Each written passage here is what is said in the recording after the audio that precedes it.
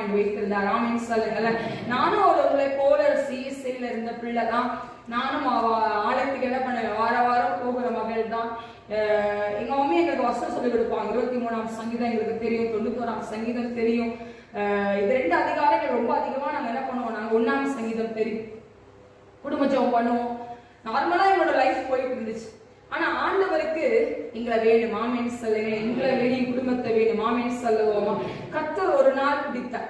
எப்ப பிடித்தார்? 2011ஆம் ஆண்டுல 12th படிக்கும் போது ஆண்டவர் பிடித்தார். 12th படித்துட்டு இருக்கும் போது எனக்கு பிசாசின் போராட்டங்கள் இருந்தது. விழிசுனத்தினால் நான் பாதிக்கப்பட்டேன்.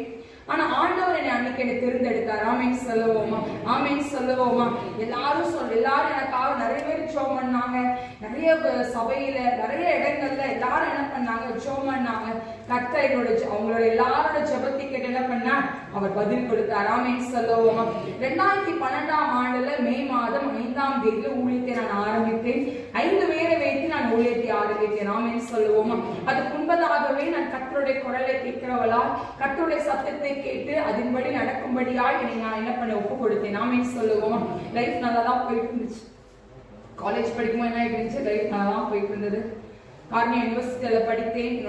நல்லா ஸ்மூத்தா போயிட்டு இருந்துச்சு. ஆண்கள் எடுத்து பயன்படுத்தி கொண்டிருந்தாங்க. சகல அற்புதங்களையும் அதிசயத்தையும் கர்த்தர் செய்து கொண்டிருந்தாங்க. உங்க எல்லாருக்கும் தெரிந்த ஒரு இதுதான். 2017ஆம் ஆண்டுல 3rd இயர் படிச்சுட்டு இருந்தேன்னு நினைக்கிறேன். அப்பதான் எனக்கு ஸ்கின் ப்ராப்ளம் ஸ்டார்ட் ஆச்சு எனக்கு.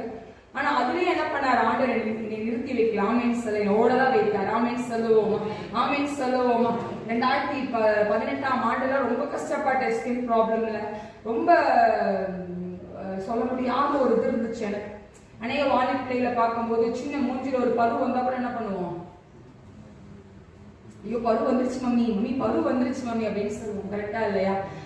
ஏதோ ஒரு மூஞ்சில ஏதோ ஒன்று அடிபட்டுருச்சு, இதாயிடுச்சு அப்படி ஏதோ ஒன்று சொல்லுவோம் நம்ம. இப்ப பிள்ளையே கருக்குது அப்படின்னா நீங்க என்ன சொல்லுவீங்க? பிள்ளை கருப்பா போன என்ன சொல்லுவீங்க எல்லாரும்? ஐயோ புள்ள கருப்பா போயிடுச்சு. என்ன சொல்லுவோம்?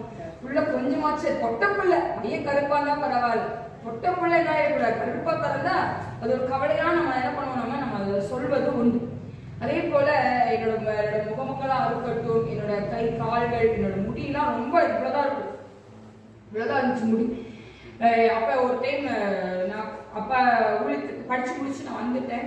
2016 நான் படித்து முடித்து என்னோட படிப்பை நான் முடித்து மீண்டும் எம்டெக் பண்ணலாம்னு நினைச்சிட்டு இருந்தேன். அப்போ திருப்பி ரொம்ப சில்லி ஆயிடுச்சு, அதனால எம்டெக் நான் பண்ணலை. அப்போ சண்டே கிளாஸ்க்குள்ள போக ஆரம்பிச்சேன். அப்புறம் கொயருக்குள்ள என்ட்ரி கொடுக்க ஆரம்பிச்சேன். ஒரு யூத்துக்குள்ள என்ட்ரி கொடுக்க ஆரம்பிச்சேன். இவ்வளோ லைன் ஆன் நடத்திட்டே வராங்க. இதெல்லாம் எப்படி சந்தோஷமா இருக்கும் போது